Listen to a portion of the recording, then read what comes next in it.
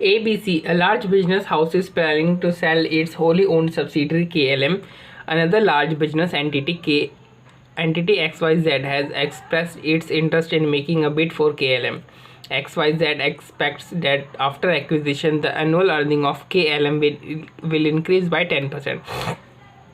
तो ABC है, उसकी एक सब्सिडरी है KLM, ये उसको बेचना चाहती है, और XYZ एक दूसरी कंपनी है, वो KLM को, उसकी जो सब्सिडरी है ABC की, उसको एक्वायर करना चाहती है। XYZ को लगता है कि जब वो KLM को एक्वायर कर लेगी तो उसके बाद जो KLM है उसकी जो अर्निंग है वो 10% से इंक्रीज़ हो जाएगी। तो देखो, ये जो 10% से इंक्रीज़ है नहीं, ये ग्रोथ रेट नहीं है, ये सिनर्जी है। क्या है ये बोल रहा है ना, एक्विजिशन करने के बाद इंक्रीज़ हो जाएगी, मतलब एक्विजिशन करने के बाद ऐसा क्या होगा, सिनर्जी आ जाएगी, तो सिनर्जी के कारण इंक्रीज होगी। ठीक है, तो ये क्या है, 10% सिनर्जी।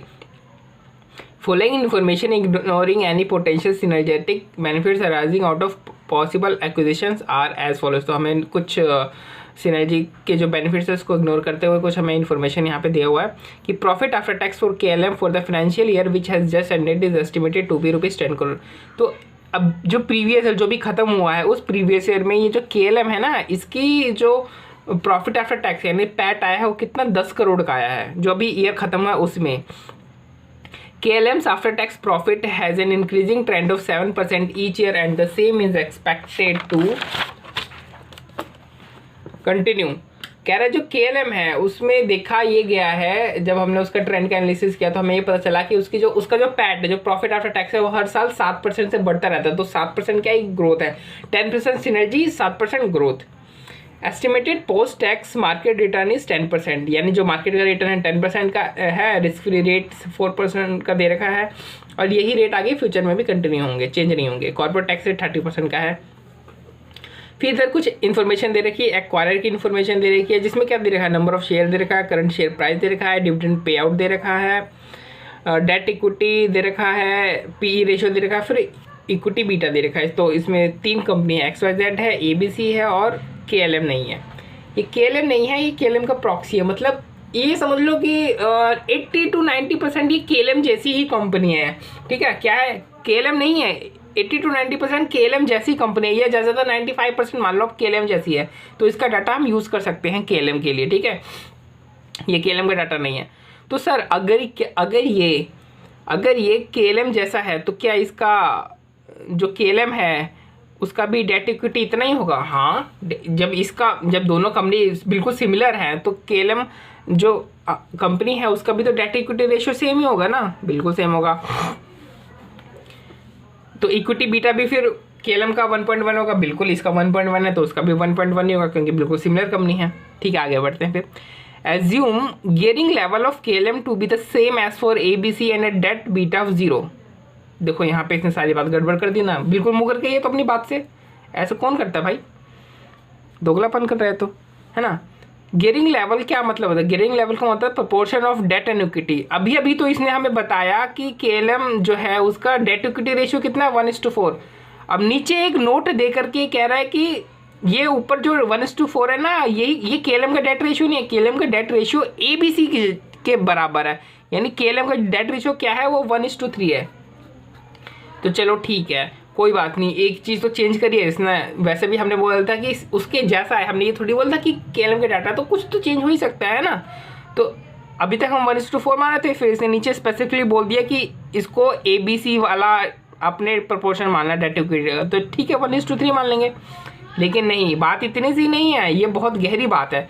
अब देखो, जो बीटा होता है ना वो किस पे डिपेंड करता है, वो डेट इक्विटी रेशियो पे डिपेंड करता है। बीटा किस पे डिपेंड करता है, डेट इक्विटी रेशियो पे। कैसे सर, देखो बीटा का फॉर्मूला ये होता है, leverage beta equal to unleverage beta 1 + debt equity 1 - T। अब टैक्स रेट तो सबके लिए सेम ही होता है। डेट इक्विटी जो होता है वो कंपनी स्पेसिफिक हो सकता है, किसी कंपनी में कुछ हो सकता है, किसी कंपनी में कुछ हो सकता है। और जो अनलीवर्ड बीटा होता है ये इंडस्ट्री स्पेसिफिक होता है। ठीक है, यानी जो बीटा है ये 2 चीज़ों से मिलकर के बना है, एक तो इंडस्ट्री स्पेसिफिक अनलीवरेज बीटा से मिलकर के बना है, और एक company specific debt equity ratio से बना है। अब एक बात बताओ, अगर आपने डेट इक्विटी ही चेंज कर दी, अगर आपने डेट इक्विटी चेंज कर दिया, 1:4 की जगह 1:3 कर दिया, तो क्या बीटा सेम रह पाएगा? नहीं, बीटा भी तो अलग हो जाएगा, बिल्कुल बीटा अलग हो जाएगा। तो यहाँ पे ये 2 बातें आपको बता रहा है। इसका कॉन्सिक्वेंस क्या है, जब ये बोलता है कि जो डेट इक्विटी रेशियो है वो प्रॉक्सी वाला नहीं लेना, ये वाला यूज़ करना। तो मतलब प्रॉक्सी का जो बीटा है वो भी आपको नहीं लेना, इसका बीटा कुछ और ही आएगा। तो क्या सर इसका बीटा 1.1 आएगा जो ABC का है? नहीं, ये भी नहीं आएगा। क्यों? क्योंकि जो ABC है वो क्या है, वो होल्डिंग कंपनी है। XYZ वो XYZ किसकी, KLM की होल्डिंग कंपनी है, ठीक है। तो KLM कुछ और बिजनेस करता है, ABC कुछ और बिजनेस करता है। और बीटा के लिए हमें क्या चाहिए होता है? बीटा के लिए हमें जो सेम इंडस्ट्री या सेम लाइन ऑफ बिजनेस होता है उसका हमें उसमें अनलिवरेज बीटा चाहिए होता है। तो इसमें हमें देखो डेट इक्विटी रेशियो तो सेम मिल जाएगी, लेकिन क्या अनलिवरेज बीटा मिल पाएगा इंडस्ट्री स्पेसिफिक का? नहीं। इसके पास ये तो होगा बट ये नहीं होगा, और इसके पास ये तो होगा बट डेट इक्विटी रेशियो इसमें सेम नहीं होगी, ठीक है। समझ में आ गया? तो जो बीटा है KLM का वो ना तो इसके बराबर होगा ना तो इसके बराबर होगा, ठीक। ये बहुत ही टर्निंग पॉइंट है, ये लाइन का अच्छे से याद रखना है इस लाइन को। अब हमें क्या कैलकुलेट करना है? हमें कैलकुलेट करना है कॉस्ट ऑफ इक्विटी। जो प्रॉक्सी डाटा एंटिटी का जो डाटा अवेलेबल है उसका यूज़ करके हमें जो KLM है उसका कॉस्ट ऑफ इक्विटी निकालना है। तो कॉस्ट ऑफ इक्विटी का तो CPM मॉडल से हमें पता है क्या होता है, यही होता है ना, RF plus beta RM minus RF। RM कितना है? RM 10%, RF है 4%, तो 10% और 4% इसकी जगह डाल दो। हमने डाल दिया 4%, 10% हमने डाल दिया। लेकिन क्या आप बीटा बताओ कितना है KLM का? अभी KLM का बीटा तो हमने निकाला नहीं है, तो हमें KLM का बीटा निकालना है। बट किस तरीके से KLM का बीटा हम लोग निकालें, बात ये पड़ जाती है कि नहीं? देखो बीटा का फॉर्मूला तो मैंने तुमको बताया ना, किसी भी कंपनी का बीटा इस तरीके से निकल सकता है, ठीक है। लेकिन ये इसके निकालने के लिए हमें क्या चाहिए? इंडस्ट्री स्पेसिफिक अनलिवरेज बीटा चाहिए। चलो वो तो हम KLM से उठा लेंगे, KLM से इंडस्ट्री स्पेसिफिक अनलिवरेज बीटा उठा लेंगे। और डेट इक्विटी रेशियो तो हमें पता ही है 1:3 है, ABC जैसी। लेकिन KLM का भी इंडस्ट्री स्पेसिफिक जो अनलिवरेज बीटा है वो कहाँ दे रखा है? नहीं दे रखा है। तो पहले हमें KLM का जो प्रॉक्सी है प्रॉक्सी का लिवरेज बीटा नहीं दे रखा, तो पहले हमें प्रॉक्सी का अनलिवरेज बीटा निकालना पड़ेगा, तभी तो हम निकाल पाएंगे KLM का बीटा। तो चलो सबसे पहले हम जो प्रॉक्सी है प्रॉक्सी का अनलिवरेज बीटा निकालते हैं। तो देखो फॉर्मूला तो यही होता है, ठीक है। तो बीटा कितना है? बीटा है प्रॉक्सी का 1:1। अनलिवरेज बीटा नहीं पता है, X मान लो इसको। 1 प्लस डेट इक्विटी कितना है इसका? डेट इक्विटी 1/4 है और टैक्स 30% है, 1/30%। तो इसको सॉल्व करोगे तो आपका जो प्रॉक्सी है उसका अनलिवरेज बीटा आपका 0.9362 आ जाएगा, ठीक है। अब हमें सर इंडस्ट्री स्पेसिफिक जो होता है अनलिवरेज बीटा हमें वो पता चल गया। डेट इक्विटी रेशियो में KLM की पता ही है, तो अब तो सिंपल से निकल जाएगा। हाँ बिल्कुल निकल जाएगा, फॉर्मूले में डाल दो तो आपका जो बीटा निकल गया आया KLM का, वो कितना निकल गया? 1.1546। अब इसको कॉस्ट CPM वाले मेथड में बीटा डाल दो तो आपका कॉस्ट ऑफ इक्विटी कितना निकल के आ गया? 10.93% निकल के आ गया, सॉल्व हो गया, ठीक है। दूसरा, a range of values for KLM both before and after any potential synergetic benefits to XYZ of the acquisition. कह रहा है आपको वैल्यू निकालनी है। देखो रेंज निकालनी, क्या निकालनी है? Range of values. रेंज मतलब क्या होती है? रेंज मतलब मैंने बताया था ना, नेगोशिएशन रेंज होती है कि दो पार्टी होते हैं, एक पार्टी कम बोलता है, एक पार्टी ज़्यादा बोलता है। तो उस तरीके से आपने क्या करने, रेंज निकालने की, लोअर वैल्यू निकालनी है, एक अपर वैल्यू निकालनी है। तो सर अगर लोअर वैल्यू और एक मेथड से तो एक ही वैल्यू आएगी, यानी हमें दो वैल्यू निकालनी पड़ेगी, दो मेथड से हमें दो वैल्यू निकालनी पड़ेगी, ठीक है। तो अपने को दो वैल्यू लेना है। पहले तो एक मेथड लेना है, उसका प्री और पोस्ट सिनर्जी निकालना है कि सिनर्जी से पहले क्या होता है उस मेथड में, सिनर्जी के बाद क्या होता है। फिर दूसरा मेथड लेना है, फिर उसमें भी प्री और पोस्ट करके निकालना है, ठीक है। इस तरीके से निकालने के लिए हमसे पूछ रहा है रेंज। तो देखो सबसे पहला मेथड कौन सा लें? सबसे पहला मेथड देखो, इस क्वेश्चन में ना आपको रटना पड़ेगा कि जो ICI उसने दो मेथड का यूज़ किया। एक तो PE जो रेशियो वाला मेथड है उसका यूज़ किया, और एक दूसरा जो डिविडेंड पे आउट का मेथड होता है वो मेथड यूज़ किया। इसलिए मैंने इन दोनों को बॉक्स बना दिया कि आपको याद रहना चाहिए कि ये दो मेथड का ICI ने यूज़ किया जब रेंज का निकाला है। तो सबसे पहले तो PE वैल्यूएशन देखते हो। देखो PE का फॉर्मूला क्या होता है? MPS बाई EPS PE का फॉर्मूला होता है। तो अगर मैं इन दोनों को MPS और EPS दोनों को अगर नंबर ऑफ शेयर से इंटू कर दूँ तो कोई फर्क थोड़ी पड़ेगा, नहीं पड़ेगा, क्योंकि दोनों तो आपस में कैंसिल आउट हो सकते हैं। तो अगर इसमें फॉर्मूला को थोड़ा सा अगर मैं इधर उधर कर दूँ, थोड़ा सा एडजस्ट कर दूँ, तो MPS, अच्छा एक बार बताओ, MPS into number of share क्या होता है जी? मार्केट कैपिटलाइजेशन हो तो बोलते हैं इसे, और इसे क्या बोलते हैं, टोटल अर्निंग बोलते हैं। तो market capitalisation equal to PE into total earning हो जाएगा। हमें मार्केट कैप ही तो निकालनी है, वैल्यूएशन यार कंपनी के वैल्यूएशन ही तो पूछ रहा है ये।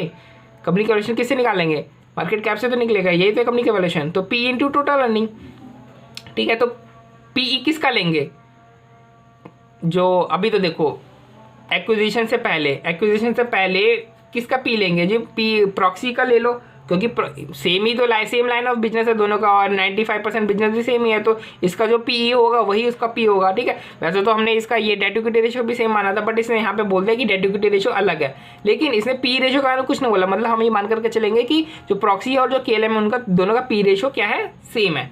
तो पीई क्या हुआ,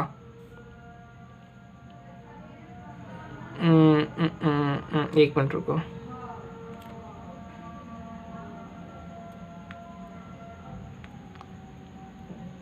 ये गलत हो गया, ये होना चाहिए ना, ये देखो 12, पी रेशियो क्या हुआ 12 इंटू टोटल अर्निंग कितनी है। अभी हमने देखा था ना जो पिछले साल गया था उसमें टोटल अर्निंग कितनी हुई थी, 10 करोड़ की हुई थी, तो 10। तो टोटल मार्केट कैप कितना आ गया बिना पहले इसके पोस्ट एक्विजिशन, प्री एक्विजिशन कितना वैल्यू आ गया 120 करोड़ का, ठीक है। अब हम इसी पी का यूज़ करते हैं पोस्ट एक्विजिशन में, कि पोस्ट एक्विजिशन होता है तो क्या होगा। तो देखो पोस्ट एक्विजिशन होगा तो तो पी रेशियो क्या होगी, जो ये जो एक्वायरर है पी रेशियो तो फिर हमें उसकी लेनी पड़ेगी ना, पोस्ट एक्विजिशन हो गया तो इस एबीसी कौन एक्वायरर कौन है, XYZ है, तो XYZ का पी रेशियो क्या है 10 है, तो हमने इसका 10 ले लिया इनटू टोटल अर्निंग। अब बोला कि जब एक्विजिशन हो जाएगी तो इसमें सिनर्जी भी तो ऐड हो जाएगी, इसमें सिनर्जी ऐड होगी कि नहीं होगी, तो 10 इंटू टोटल अर्निंग कितनी है अभी 10 करोड़, 10 करोड़ में सिनर्जी 10% की ऐड कर दो, यानी प्लस 10% कर दो, तो 11 करोड़ हो जाएगा। तो 11 करोड़ इंटू पी कितना है 10 है एक्वायरर का, तो टोटल जो मार्केट कैप आएगी वो कितनी आ जाएगी 110 आ जाएगी पोस्ट मर्जर, ठीक है। अब आपने निकाल लिया, अब देखो लेकिन आईसीआई ने क्या किया, आईसीआई ने जैसे हमने यहाँ पे अलग अलग यूज़ किया, हमने जब सबसे पहले जब हमने पीई यूज़ किया तो हमने प्रॉक्सी का यूज़ किया, दूसरी बार जब हमने पीई यूज़ किया पोस्ट मर्जर तो हमने किसका यूज़ किया XYZ का यूज़ किया, क्योंकि जब पोस्ट मर्जर अगर आपको कंपनी की वैल्यूएशन निकालनी है तो जो एक्वायरर होता है एक्वायरर का ही पी अपने को लेना पड़ता है, ठीक है। ये हमने मर्जर एक्विजिशन वाले चैप्टर में भी देखा था ये चीज़। पोस्ट मर्जर प्री मर्जर के बाद अगर हम पी रेशो का यूज़ करके निकालते हैं कंपनी की वैल्यूएशन तो पी रेशो कौन सा यूज़ करते हैं हम लोग। लेकिन आईसीआई ने क्या किया, आईसीआई ने यहाँ पे एक बार हमने प्रॉक्सी का ले लिया तो एक बार उसने क्या किया एक्वायरर का ले लिया, फिर हमने पोस्ट मर्जर में हमने एक्वायरर का लिया तो इसने क्या किया एक बार प्रॉक्सी का भी ले लिया। तो ऐसे ने इस तरीके से उल्टा पुल्टा कर रखा है, तो आपको ध्यान मतलब आपको भी दोनों तरीके से निकाल देना है, सिंपल सी बात है, दोनों का आपने यूज़ कर लेना, ठीक है। दोनों का आपने पी रेशो यूज़ करके कर देना, प्री मर्जर पोस्ट मर्जर। फिर आते हैं दूसरे मेथड से डिविडेंड वैल्यूएशन मॉडल। तो डिविडेंड वैल्यूएशन मॉडल क्या करता है कि कंपनी की वैल्यू इस तरीके से निकलती है, बिल्कुल निकलती है। तो पता करो प्री मर्जर यानी प्री या फिर प्री एक्विजिशन डिविडेंड कितना था, तो डिविडेंड कितना है प्रॉक्सी का डिविडेंड है 50%, मतलब जो केएलएम है उसका भी डिविडेंड कितना होगा 50% होगा, और कमाता कितना है 10 करोड़ कमाते हैं, तो 10 इंटू 50% ये आपका डिविडेंड आ गया, D0 आ गया, और 7% का ग्रोथ रेट है। कॉस्ट ऑफ इक्विटी अभी हमने निकाला है कितना केएलएम का 10.93% का, तो 10.93% डाल दिया, तो प्री मर्जर कितना आ गया, या फिर देखो प्री मर्जर को आप या प्री एक्विजिशन को आप प्री सिनर्जिस्टिक बोल सकते हो, प्री सिनर्जिस्टिक भी वैल्यू बोल सकते हो, कोई फर्क नहीं है, ठीक है। तो 136.13 आ गया। पोस्ट सिनर्जिस्टिक वैल्यू देखते हैं, तो यानी पोस्ट एक्विजिशन देखेंगे, पोस्ट एक्विजिशन क्या होगा सिनर्जी आ जाएगी, अर्निंग में क्या होगा सिनर्जी आ जाएगी, तो अर्निंग कितनी होगी पहले 10 करोड़ थी, अब 10 प्लस 10% और बढ़ जाएगी, यानी 11 करोड़ हो जाएगी। अब फिर जो पोस्ट एक्विजिशन डिविडेंड क्या होगी, देखो केएलएम की जब केएलएम खुद इंडिपेंडेंट था तब उसकी डिविडेंड कितनी थी 50% की थी, लेकिन जब वो एक्वायर कर लिया तो उसे तो एबीसी जो एक्वायरर है एक्वायरर की पॉलिसी फॉलो करनी पड़ेगी ना, और एक्वायरर की पॉलिसी है 40% डिविडेंड देने की, तो यानी ये 40% डिविडेंड देगा, है ना, यानी ये पूरी डिविडेंड हो गया, फिर ये 1+G हो गया, फिर KE-G, तो यानी 119.79। लेकिन आईसीआई ने यहाँ पे भी गलती कर दी, आईसीआई ने यहाँ पे भी क्या किया, एक बार पे आउट रेशियो एक्वायरर का ले लिया, एक बार टारगेट का ले लिया, फिर पोस्ट में भी ऐसे कर दिया, प्री में भी टारगेट एक्वायरर, पोस्ट में भी टारगेट एक्वायरर का ले लिया। अब सिंपल से बात है, हमने दोनों मेथड का यूज़ कर लिया, बहुत सारी खिचड़ी पका दी ICI ने। अब हमें क्या करना है, अब हमें ये निकालना है, रेंज निकालनी है। तो देखो प्री सिनर्जिस्टिक वैल्यू हमारे पास 4 हैं, 2 ये इस मेथड से और 2 इस मेथड से निकली है। इन दोनों में सबसे लोअर कौन सा है, तो इन दोनों में सबसे लोअर कौन सा देखा जाएगा, तो प्री सिनर्जिस्टिक में सबसे लोअर है आपके पास 100 करोड़ का, ये देखो 100 करोड़ का रेंज आ गया ना। और पोस्ट सिनर्जिस्टिक में ये इस मेथड से ये 2 वैल्यू, इस मेथड से ये 2 वैल्यू, इन दोनों में सबसे लोअर कौन सा है, तो इन दोनों में सबसे लोअर है हमारे पास 110 करोड़ का। ये पोस्ट सिनर्जिस्टिक वैल्यू की 110 करोड़ की आ गई, ठीक। अब आप बोलोगे सर फिर ये क्या है, अब ये भी देख लो। एक्चुअली क्या है कि ये है हमारी, ये मिनिमम वैल्यू थी, ये हमारी क्या है मैक्सिमम वैल्यू। तो अभी हमने दोनों में मिनिमम देखा था, अब दोनों में मैक्सिमम देख लेते हैं कि प्री वाले में, इसमें और इसमें मैक्सिमम क्या है, मैक्सिमम 136, तो हमने 136 लिख दिया।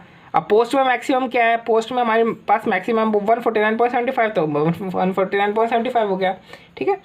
आपने बस यहाँ पे ये ध्यान रखना है कि इसने क्या किया है, देखो प्री सिनर्जी को ना आप ये ऐसे डाल लो, प्री सिनर्जी मतलब प्री एक्विजिशन,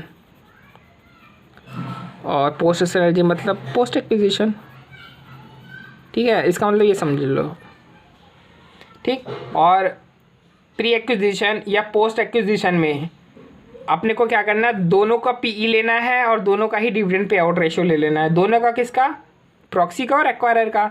और पोस्ट एक्विजिशन में भी आपने क्या करना है, दोनों का ही लेना है, प्रॉक्सी और टारगेट का, दोनों का आपने PE रेशियो कंसिडर करना है, दोनों का ही पे आउट रेशियो कंसिडर करके चलना है, ठीक है। वैसे तो ICI ने गलत कर रखा, बट आपको यही तरीका करना पड़ेगा।